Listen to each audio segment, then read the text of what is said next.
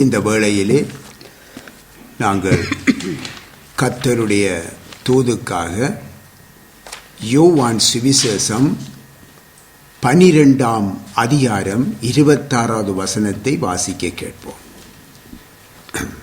ஒருவன் எனக்கு ஊழியம் செய்வானானால் என்னை பின்பற்ற கடவன். நான் எங்கே இருக்கிறேனோ அங்கே என் ஊழியக்காரனும் இருப்பான். ஒருவன் எனக்கு ஊழியம் செய்தால் அவனை பிதாவானவர் கனம் பண்ணுவார். ஆமென். கர்த்தருக்கு மகிமை உண்டாவதாக. அருமையானவர்களே, ஆண்டவர் இயேசு சொல்லுகிறார், எனக்கு ஊழியம் செய்வானானால் ஒருவன் என்னை அவன் பின்பற்ற வேண்டும். அவனை என்னுடைய பிதாவானவர் கனம் பண்ணுவார் என்று சொல்லுகின்றார்.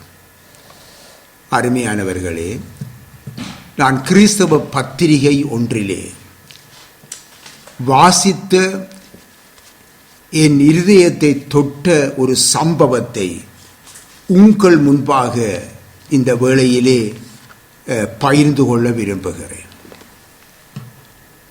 1853ஆம் ஆண்டில் நடைபெற்ற கிரீமிய யுத்தத்தின் போது காயமடைந்து தப்பிய போர் வீரர்களுக்கு பதக்கம் கொடுத்து கௌரவிக்கப்படும் ஒரு நிகழ்வு நடந்தது. அந்த நிகழ்வில் இறுதி வரை அந்த யுத்தத்திலே போராடி குற்றுயிராக கிடந்து தப்பிய ஒரு போர் வீரனையும் அந்த இடத்திலே ஒரு ஸ்ட்ரெச்சரில் வைத்து தூக்கி கொண்டு வந்தாங்க. அதுவரை மகாராணியார் அந்த தன்னுடைய செக்ரட்டரி மூலமாக அந்த போர் வீரர்களுக்கு பதக்கங்களை வழங்கிக் கொண்டு இருந்தவர், அந்த ஸ்ட்ரெச்சரிலே இருந்து அந்த ஸ்ட்ரெச்சரிலே அந்த படுத்து கிடந்த அந்த போர் வீரனை கண்டவுடனே அவருடைய போர் முனையிலே அவனுடைய வீர செயல்கள், அவனுடைய அர்ப்பணிப்பு எல்லாவும் அங்கே ஒரு சாட்சியாக சொல்லப்பட்ட பொழுது அதை கேட்ட மகாராணியார் உடனே தன்னுடைய இருக்கையை விட்டு எழுந்து அவன் படுக்கை அன்றை அவர் சென்று தன் கையினால் அவனுக்கு பதக்கத்தை அணிவித்து கௌரவித்தது மட்டுமல்ல, அவருடைய அந்த மகாராணியாருடைய கண்ணிலிருந்து வழிந்த கண்ணீர் அந்த போர்வீரன் மேல் விழுவதையும் கண்டவர்கள் எல்லோரும் அவர்கள் ஆனந்த கண்ணீர் விட்டு அழுதார்கள் என்ற அந்த ஒரு காட்சியை அங்கே வர்ணிக்கப்பட்டிருந்தது. இதை கண்டு அந்த படுக்கையிலே கிடந்த அந்த வாலிப போர்வீரன் தன்னுடைய மகிழ்ச்சியினாலே அவன் எதுவுமே செய்ய முடியாது, அவனுடைய கண்களில் இருந்தும் கண்ணீர் வடிந்தது. எல்லோரும் கரங்கள் தட்டி ஆரவாரம் செய்ததாக அங்கே எழுதப்பட்டிருந்ததை வாசித்தேன். கவனிங்க அருமையானவர்களே, நிலையற்ற ஒரு தன் நாட்டிற்காக அந்த வாலிப போர் வீரன் தன் உயிரையே பணயம் வைத்து போர் புரிந்திருப்பான் என்றால், அருமையான வாலிப பிள்ளைகளே, நீங்கள் அழிந்து போகும் இந்த ராஜ்யத்திலே இருந்து நீங்கள் அழியாத ஒரு ராஜ்யத்துக்கென பிரித்தெடுக்கப்பட்டிருக்கிறீர்கள் அல்லவா? ஆகவே இந்த ராஜ்யத்துக்காகவும் அதனுடைய ராஜாவாகிய இயேசு கிறிஸ்துவுக்காகவும் மகத்தான சேவை செய்யும் ஒரு நல்ல போர் வீரனாக, போர் சேவகனாக உங்களை அர்ப்பணிப்பது எவ்வளவு அவசியம் என்பதை நீங்கள் ஒரு விசை நினைத்து பாருங்க. எனக்கு அருமையானவர்களே, இந்த கடைசி நாட்களில் இன்றைக்கு வாலிப பிள்ளைகளுடைய அர்ப்பணிப்பு மிக மிக அவசியமாயிருக்கிறது.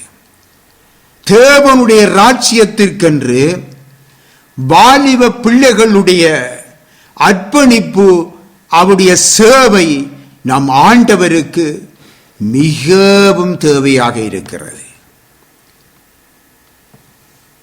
மட்டுமல்ல, இன்றைக்கு நாம் ஓரளவுக்கு வயதானவர்களாக இருந்தாலும் அருமையானவர்களே, கர்த்தருடைய கிருபையினாலே நாங்கள் ஒரு பலத்தையும் பெற்றிருக்கிறோம் அல்லவா? வாலிபத்துக்கு ஒத்த பலத்தையும் பெற்றிருக்கிறோம் அல்லவா? ஆகவே எங்களுடைய அர்ப்பணிப்பையும் கர்த்தர் எதிர்பார்க்கிறார். அவர் ராஜாதி ராஜா, கர்த்தாதி கர்த்தா. கிறிஸ்துவுக்கு நல்லதொரு போர்ச்சேவகனாய் அவருடைய சேனையில் இணைந்து கொள்ள வேண்டும் என இன்றைக்கு அவர் எதிர்பார்த்து கொண்டிருக்கிறார். ஆம் அருமையானவர்களே, உங்களுக்காக அவர் அடிக்கப்பட்டாரே, உங்களுக்காக நொறுக்கப்பட்டாரே, உங்களுக்காக சமாதானத்தை உண்டு பண்ணுகிற ஆக்கினையை அவர் அடைந்தாரே, உங்களுக்காக பரிசுத்த இரத்தத்தை சிந்தினாரே, நம்முடைய நோய்கள் பலவீனங்கள் எல்லாவற்றையும் அவர் ஏற்றுக்கொண்டாரே, சுமந்தாரே. உங்களுக்காக தமது ஜீவனையே கொடுத்த உங்கள் ஆண்டவருக்கு உங்களையே அர்ப்பணித்து அவருடைய சேவையில் உங்கள் ஜீவனையே கொடுக்க யோசிக்கலாம் அல்லவா? சிந்தித்து பாருங்க. நாங்கள் அதற்கு யோசித்துக் கொண்டிருக்கலாமா? அவருக்கு ஊழியம் செய்வதற்கு யோசித்துக் கொண்டிருக்கலாமா? அல்லது பின் நிற்கலாமா? சிந்தித்து பாருங்க. யோவான் சுவிசேஷத்திலே 12ஆம் அதிகாரத்திலே 24 25 வாசிங்க. மெய்யாகவே மெய்யாகவே நான் உங்களுக்கு சொல்லுகிறேன், கோதுமை மணியானது நிலத்தில் விழுந்து சாகாவிட்டால்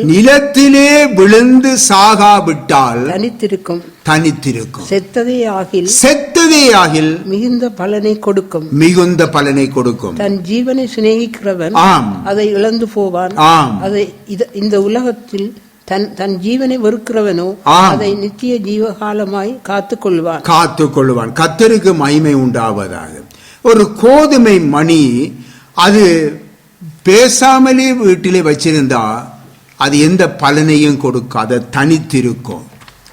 ஆனால் அதை நிலத்திலே போடும் பொழுது, நிலத்திலே புதைக்கும் பொழுது அது மிகுந்த பலனை கொடுக்கிறதல்லவா? சிந்தித்து பாருங்க. வாலிப பிள்ளைகளே, கர்த்தர் இயேசுவின் சேவையிலே இன்றைக்கு உங்களை நீங்கள் அர்ப்பணிக்க தயங்கக்கூடாது. உங்கள் ஜீவனையே கொடுத்து, அதாவது அர்ப்பணித்து நீங்கள் வாழாவிட்டால் உங்களுக்கு இந்த உலகத்திலே எந்த விதமான பிரயோஜனமும் இல்லை. உங்களுக்கு பலன் இல்லை, நீங்கள் தனித்திருப்பீர்கள்.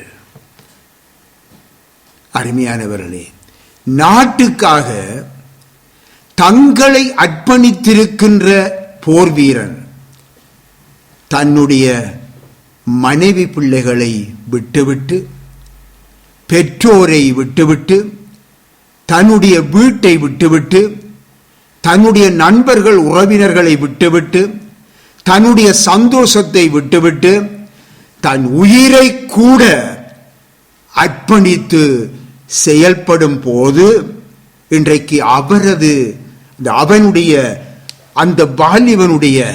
அந்த வாலிப போர் சேவகனுடைய தேசப்பற்றை கௌரவித்து இன்றைக்கு இந்த அழிவுள்ள பதக்கம், அழிவுள்ள கௌரவம், அழிவுள்ள புகழ், அது மட்டும்தான் அருமையானவர்களே மிஞ்சி இருக்கும். சிந்தித்து பாருங்க. ஆனால் பரலோக ராஜ்யத்தின் நிமித்தம் அழிவுக்குரிய உறவுகளையும் அழிவுக்குரிய சந்தோஷங்களையும் விட்டுவிட்டு தன்னுடைய ஜீவனையும் வெறுத்தவனுக்கு இந்த உலகத்திலே துன்பங்கள் உண்டுதான். துன்பங்கள் இல்லை என்றல்ல, துன்பங்களோடு கூட நூறத்தனையான நன்மைகளும் மறு ஜென்ம காலத்திலே ஒரு நித்திய ஜீவனும் ஆளுகையும் கிடைக்கும் என்று நம்முடைய கர்த்தர் இயேசு வாக்கு பண்ணி இருக்கிறாரே. எப்பொழுதாவது சிந்தித்து பார்த்திருக்கிறீங்களா? இன்றைக்கு கர்த்தர் இயேசுவின் சீஷர்களும் கூட இதையே அறிய ஆவலாய் இருந்து இயேசுவிடம் கேட்டாங்க. என்ன கேட்டாங்க? மார்க்கு சுவிசேஷத்திலே 10ஆம் அதிகாரத்திலே 28 தொடக்கம் 30 வரைக்கும் வாசிங்க. அப்பொழுது பேதுரு அவரை நோக்கி, இதோ நாங்கள் எல்லாவற்றையும் விட்டு உம்மை பின்பற்றினோமே என்று சொல்லத் தொடங்கினான். அதற்கு இயேசு பிரதியுத்தரமாக, என் நிமித்தமாகவும் சுவிசேஷத்தின் நிமித்தமாகவும் வீட்டையாவது சகோதரரையாவது சகோதரிகளையாவது தகப்பனையாவது தாயையாவது மனைவியையாவது பிள்ளைகளையாவது நிலங்களையாவது விட்டவன் எவனும் இப்பொழுது இம்மையிலே துன்பங்களோட கூட நூறத்தனையாக வீடுகளையும் சகோதரனையும் சகோதரிகளையும் தாய்களையும் பிள்ளைகளையும் நிலங்களையும் மறுமையிலே நித்திய ஜீவனையும் அடைவான் என்று மெய்யாகவே உங்களுக்கு சொல்லுகிறேன். கர்த்தருக்கு மகிமை உண்டாவதாக. அருமையானவர்களே, நீங்கள் மத்தேயு சுவிசேஷத்திலே 19ஆம் அதிகாரத்திலே 27வது வசனத்தை கூட நீங்கள் வாசித்து நீங்கள் பாருங்கள். ஆண்டவரே, நாங்கள் எல்லாவற்றையும் விட்டுவிட்டு உம்மை பின்பற்றினோமே ஆண்டவரே, எங்களுக்கு என்ன கிடைக்கும் என்று சொல்லி அன்று பேதுரு கேட்கிறார். நியாயமான கேள்விதான், உண்மையான கேள்விதான். என் பின்னே வாருங்கள் என்று சொல்லி ஆண்டவர் அழைத்ததான், அந்த அளவுதான். அவங்க தாங்க செய்து வந்த வேலைகள் எல்லாம் விட்டுட்டு என்ன செய்தாங்க? பட்டண்டு அவருக்கு பின் சென்றுட்டாங்க. படகுலேருந்து தகப்பனையும் விட்டுட்டு என்ன செய்தாங்க? அந்த வயது சென்ற தகப்பனையும் விட்டுட்டு அவர்கிட்ட செவி கொடுத்து அவருக்கு பின்னாலேயே போயிட்டாங்க. நீங்க எல்லாரும் அறிவீங்க. பின் ஆகவே உறவுகளை விட்டாங்க, தொழில்களை விட்டாங்க, எல்லாவற்றையும் விட்டு இயேசுவை அங்கே பின்பற்றி கொண்டு போனாங்க. வரி கூட செலுத்துவதற்கு கூட காசு இல்லாதவர்களாய் இயேசுவையே அவர்கள் நம்பி கொண்டிருந்ததை நாங்கள் அறிவோம். பாடுகள் உண்டு. இன்றைக்கு சில பேர் சொல்லுவார்கள், நீங்கள் இயேசுவிடத்திலே வாங்க, உங்களுக்கு எந்த பாடுகளும் இருக்காது, இந்த உலகத்திலே உங்களுக்கு எந்த பாடுகளும் இருக்காது, எந்த பிரச்சனையும் இருக்காது. அப்படி ஒருவர் சொல்லுவார் என்றால் அருமையானவர்களே, அது பொய்யன் என்றுதான் நாங்கள் சொல்லுவோம். அருமையானவர்களே, ஆண்டவரே சொல்லுகிறாரே, இந்த உலகத்திலே உங்களுக்கு உபத்திரவம் உண்டு, திடன் கொள்ளுங்கள், நான் உலகத்தை ஜெயித்தேன் என்று சொல்கிறார் தானே. ஆண்டவர் இயேசுவுக்கு எவ்வளவு பாடுகள். நிந்தைகள், அவமானங்கள், முறுமுறுப்புகள், அவருடைய அப்போஸ்தலர்களுக்கு எவ்வளவு விதமான பாடுகள். சிந்தித்து பாருங்க. இயேசுவுக்காக தேவனுடைய பிள்ளைகள் கஷ்டங்களை அனுபவிக்க வேண்டும் இயேசுவுக்காக. ஆனால் அவர்கள் இயேசுவோடு இருந்ததினாலே அந்த சீசர்கள் அவர்கள் சமாதானமாயிருந்தார்கள். அவர்கள் கலக்கமடைய இல்லை.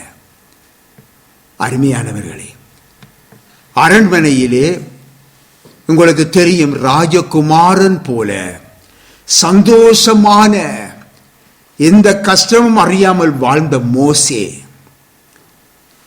இனி வரும் பலனை பற்றிய ஒரு வெளிப்படுத்தலை அவர் பெற்றுக்கொண்டார்.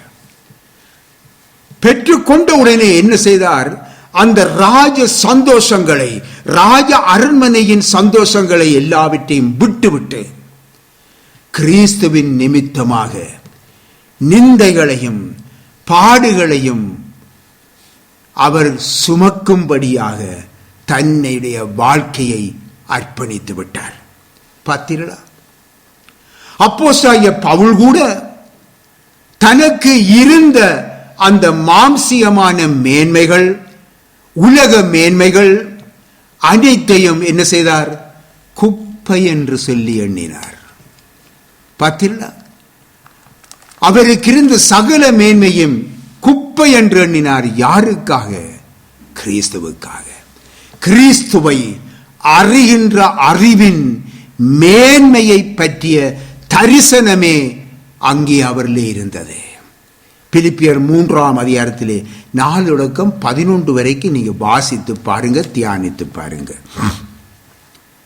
எனக்கு அருமையானவர்களே, ஒவ்வொரு தேவனுடைய பிள்ளைகளும், தேவனுடைய வாலிப பிள்ளைகளும் நித்தியத்திலே உங்களுக்காக காத்திருக்கும் அந்த பலன்களையும் மேன்மைகளையும் நீங்கள் நினைவு கூர்ந்து இந்த உலகத்திலே கிறிஸ்துவின் பாடுகளுக்கு பங்குள்ளவர்களாகும்படி, அருமையானவர்களே, உங்கள் ஜீவனையும் வெறுத்து அவருக்காக ஊழியம் செய்ய முன்வருவீர்களாயின் இம்மையில் அநேகர் உங்கள் மூலமாக நித்திய அழிவிலிருந்து தப்புவிக்கப்படுவதுடன் மறுமையில் நித்தியமான கன மகிமையை பெற்றுக் கொள்ளுவீர்கள். ஹல்லேலூயா! கர்த்தருக்கு மகிமை உண்டாவதாக. அருமையானவர்களே, இந்த உலகத்திலே அழிவுள்ள, இந்த உலகத்திலே அழிவுள்ள சந்தோஷங்களுக்கு நாங்கள் எங்களுடைய நேரங்களை வீணாக்குகிறோம் அல்லவா? அருமையானவர்களே, எங்களுடைய கிறிஸ்தவ ஜீவியம் வீணாகிவிடக்கூடாது. தேவனுடைய பிள்ளைகளே, வாலிப பிள்ளைகளே, நீங்கள் கர்த்தருக்காக மேற்கொள்ளுகின்ற அந்த அன்பின் பிரயாசங்களை மறந்து விடுவதற்கு அவர் அநீதி உள்ளவர் அல்ல என்று அங்கே எபிரேயர் 6ஆம் அதிகாரம் 10வது வசனத்திலே எழுதப்பட்டிருக்கிறதே. கொஞ்சம் நீங்கள் வாசித்து பாருங்க. அங்கே நாங்கள் பார்க்கிறோம், அவனவனுடைய கிரியைகளின்படி அவனவனுக்கு நான் அளிக்கும் பலன் என்னோடு கூட வருகிறது என்று உயிர்த்தெழுந்த கிறிஸ்து அவர் சொல்லுகிறார். வெளிப்படுத்தல் 22 நீங்கள் எடுத்து வாசித்து பாருங்கள். அருமையானவர்களே, எனக்கு அருமையான பிள்ளைகளே, இன்னமாக நாங்கள் பார்க்கும் பொழுது ஆண்டவர் இயேசுனுடைய வார்த்தையை கேளுங்கள். மனுஷகுமாரன் தம்முடைய பிதாவின் மகிமை பொருந்தியவராய் தம்முடைய தூதரோடு கூட வருவார். அப்பொழுது அவன் அவன் கிரியைகளுக்கு தக்கதாக அவன் அவனுக்கு பலன் அளிப்பார் என்று கர்த்தர் இயேசு சொல்லுவதை நீங்கள் மத்தேயு சுவிசேஷம் 16ஆம் அதிகாரம் 27ஆம் வசனத்திலே நீங்கள் காணலாம். தானியேல் 12:3 கூட நீங்க வாசித்து பாருங்க. அங்கே எழுதப்பட்டிருக்கிறது பார்க்கிறோம். பொறுங்க. அநேகரை நீதிக்குட்படுத்துகிறவர்கள் நட்சத்திரங்களைப் போல என்றென்றைக்கும் உள்ள சதா காலங்களிலும் பிரகாசிப்பார்கள் என்று எழுதப்பட்டுள்ளது. அதை வாசித்து பாருங்க, தியானித்து பாருங்க. அநேகரை நீதிக்குட்படுத்துகிறவர்கள் நட்சத்திரங்களைப் போல என்றென்றைக்கும் உள்ள சதா காலங்களிலும் அவர்கள் பிரகாசிப்பார்கள் என்று சொல்லப்பட்டிருக்கிறது. லூக்கா சுவிசேஷம் 12ஆம் அதிகாரம் 37வது வசனத்திலே, எஜமான் வரும்பொழுது விழித்திருக்கிறவர்களாக காணப்படுகிற ஊழியக்காரரே பாக்கியவான்கள், அவர் அறை கட்டி கொண்டு அவர்களை பந்தியிருக்க செய்து சமீபமாய் வந்து அவர்களுக்கு ஊழியம் செய்வாராம். சிந்தித்து பார்த்திருக்கிறீர்களா? ஆண்டவர் இயேசு சொல்லுகிறார், கர்த்தருக்கு மகிமை உண்டாவதாக. எஜமான் வரும்பொழுது விழித்திருக்கிறவர்களாக காணப்படுகிறவர்கள், அதாவது காணப்படுகிற ஊழியக்காரர் பாக்கியவான்களாம். அவர் அறை கட்டி கொண்டு அவர்களை பந்தி அமரச் செய்து அவர்களுக்கு ஊழியம் செய்வாராம். சிந்தித்து பாருங்க. இந்த உலக வாழ்க்கையிலே தன் ஜீவனை வெறுத்து என்பது என்ன தெரியுமா? இந்த உலக வாழ்க்கையிலே தன்னுடைய ஜீவனை வெறுத்து என்றா என்ன? தன்னுடைய சொந்த உறவுகளை வெறுத்து, தன்னுடைய சொந்த விருப்பங்களை வெறுத்து, இன்னுமாக தன்னுடைய சொந்த நன்மைகளை வெறுத்து, இவைகளுக்கு மேலாக கர்த்தர் இயேசுவின் மேல் இன்றைக்கு அன்பு பாராட்டுகிறதையே இது குறிக்கிறது. சிந்தித்து பாருங்க அருமையானவர்களே. எனக்கு அருமையான பிள்ளைகளே, எம்முடைய ஊழிய பாதையிலே பல சாட்சிகள் உண்டு. உங்கள் முன் ஒரு காரியத்தை மட்டும் வைக்கிறேன். என்னென்றால், ஒரு சிறிய சாட்சிதான். ஐரோப்பிய நாடொன்றில் இருந்து ஒரு சகோதர உறவு குடும்பம் பல வருடங்களின் முன்பு நம்மை சந்திக்க, பல வருடங்களின் பின்பு நம்மை சந்திக்க வேண்டும் என்று சொல்லி விரும்பி இந்த தேசத்திலே நின்று கொண்டு எங்களுக்கு ஒரு ஞாயிறு தினத்திலே போன் பண்ணினார்கள். நாங்கள் உங்களை வந்து நாங்கள் சந்திக்க போகிறோம். அதற்கு நாம் சொன்னோம், இன்றைக்கு ஞாயிறு, இன்றைக்கு சபை, கட்டாயம் நாங்கள் அங்கே போக வேண்டும், நீங்கள் திங்கட்கிழமைக்கு வாங்க. இவ்வளவுதான் சொன்னோம். அவருடைய நிலை என்ன தெரியுமா? இத்தனை வருஷத்துக்கு பின்பு இவர்களை பார்க்க நாங்கள் வாஞ்சியோடு செல்லுகிறோம். அன்பு பாசம் என்று எதுவுமே இவங்களுக்கு இல்லை. வருகிறோம் என்ற அந்த வார்த்தைக்கு ஒரு மதிப்பு தெரியல. நாங்கள் பிரத்தியராக இவங்களுக்கு போயிட்டு விட்டாங்க என்று கூறி என்ன சாங்க போனை அடிச்சு வச்சிட்டாங்க.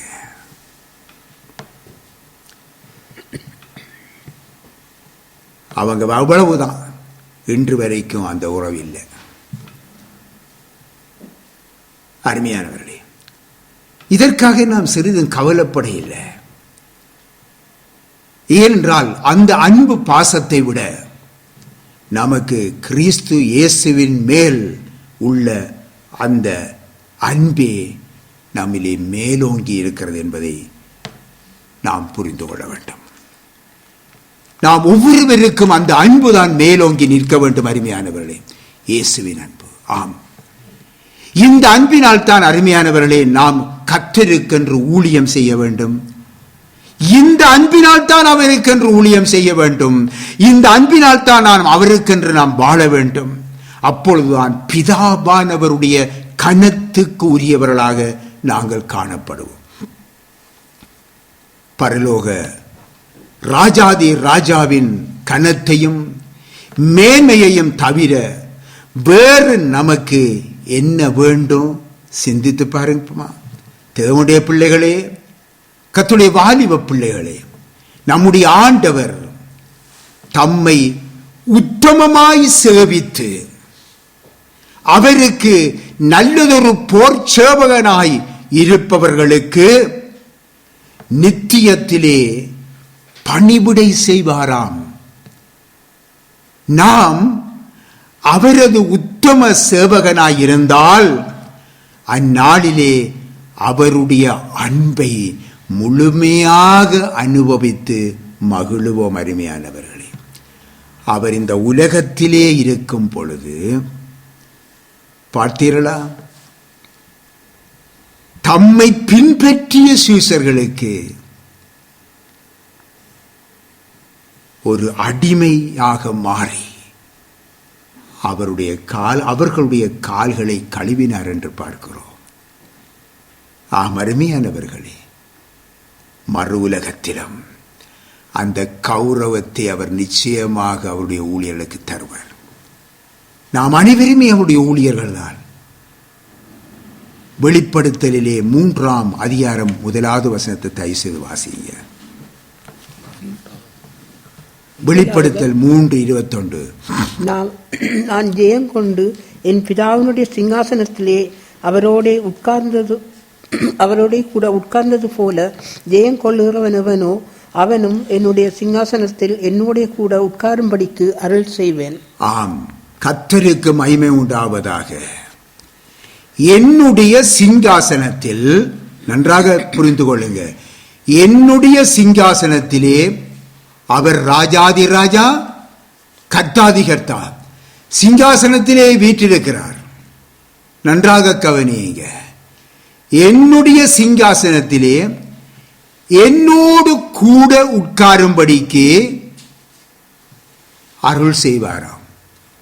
கொஞ்சம் சிந்தித்து பார்த்தீங்களா? ராஜாதி ராஜா, கர்த்தாதி கர்த்தா சிங்காசனத்திலே வீற்றிருக்கிறார். அவருக்கு ஊழியம் செய்கிறவனுக்கு ஒரு சிங்காசனத்தையே, ஒரு ஆசனத்தையே போட்டு அதிலே இரு என்று சொல்லவில்லை. நான் இருக்கிற அந்த சிங்காசனத்திலே என்னோடு கூட வந்து இரு என்று சொல்லி அங்கே இருக்கின்ற ஒரு பாக்கியத்தை அவர் நமக்கு தருகிறார். எவ்வளவு பெரிய பாக்கியம் என்பதை சிந்தித்து பாருங்க. அதுதான் ஒரு பாடகன் ஒருவன் அருமையான ஒரு பாடலை பாடினான். ஊழியம் செய்வது பாக்கியமே, அதின் பலனோ இன்று நாம் அறியோமே. கர்த்தர் ஓர் நாள் வந்திடுவாரே, அன்று அதின் பலன் கொண்டு வருவாரே.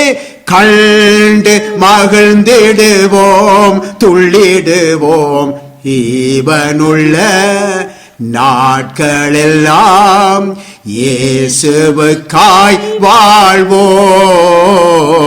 இருப்பதுவோ ஒரு வாழ்வு, அதை அவருக்கு கொடுத்திடுவோம்.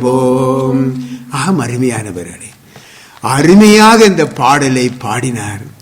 இந்த பாடல் நம் ஒவ்வொருவருடைய வாழ்க்கையின் பாடலாக அமைய வேண்டும். அருமையானவர்களே, அன்று அந்த கிரீமியன் யுத்தத்திலே தன்னுடைய ஜீவனையே வெறுத்த அந்த போர் வாலிப வீரன் தன்னுடைய தேச பற்றினாலே அழிந்து போகிற அந்த பதக்கத்தையும் தேசத்தின் மகாராணியின் கௌரவத்தையும் தான் பெற முடிந்தது.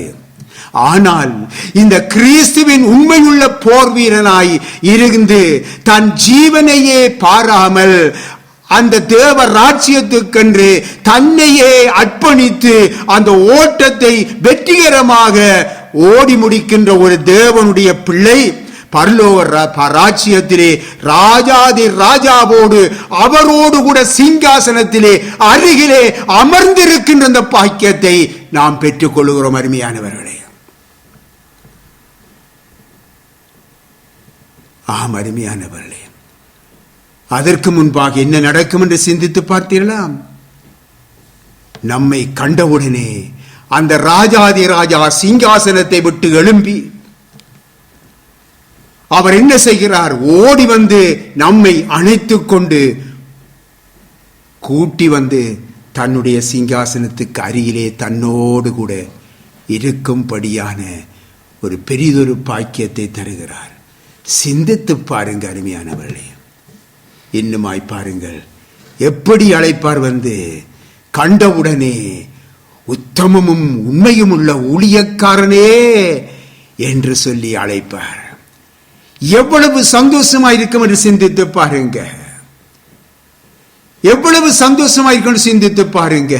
இந்த உலகத்திலே ஒருவனும் உங்களை மதிக்கவில்லை. ஆண்டவர் இயேசு கிறிஸ்துவின் ஊழியக்காரன் நீங்கள். உங்களை மதிக்கவில்லை, உங்களை எண்ணி பார்க்கவில்லை, உங்களுக்கு எந்த ஒரு புகழ்ச்சியும் அவன் தரவில்லை, உங்களுக்கு எந்த ஒரு நன்றியும் செலுத்தவில்லை.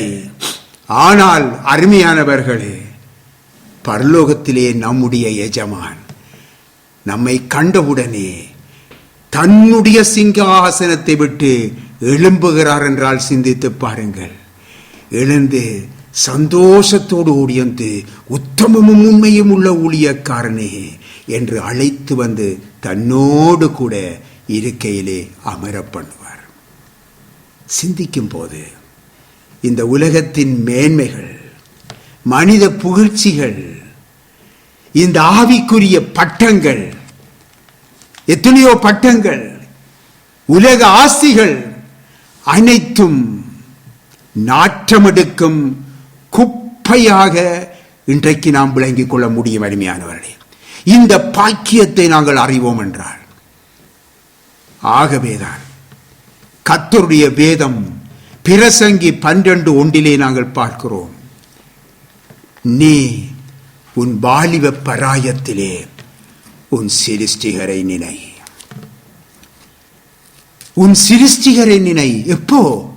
உன்னுடைய வாலிப பராயத்திலே என்று கூறும் அதே வேளையில தொடர்ந்து நீங்கள் 7 வசனம் வரைக்கும் நீங்கள் வாசித்து பாருங்கள். வாசித்து பார்க்கும் பொழுது வருந்தி வருந்தி அவரை உன் வாலிப பராயத்திலே என்னை நினை என்று சொல்லி கூறுவதை நாங்கள் பார்க்கிறோம். வாலிப பராயத்திலே தேவனுடைய ராஜ்யத்தை தேடுகிற ஒருவன், நல்லதொரு போர்ச்சேவகனாய் தன்னை அர்ப்பணித்திருக்கிற ஒரு வாலிபன், அவனுடைய பிற்காலம் சொல்ல முடியாத ஆசீர்வாதத்தினாலே நிறைந்திருக்கும். உலக மேன்மை அற்பமென்றும் உலக ஆஸ்தி குப்பையென்றும், உலக மேன்மை அற்பமென்றும் உலக ஆஸ்தி குப்பையென்றும் உள்ளத்தில் நின்று கோருவாயா, ஊழியம் செய்ய வருவாயா, ஊழியம் செய்ய வருவாயா என்று ஆண்டவர் ஒவ்வொரு பிள்ளைகளையும் பார்த்து தம்முடைய கரத்தை நீட்டி அழைத்து கொண்டே இருக்கிறார். கர்த்தருக்கு மகிமை உண்டாவதாக. கர்த்தர் தாமே உங்கள் ஒவ்வொருவரையும் ஆசீர்வதிப்பாராக. ஆமென்.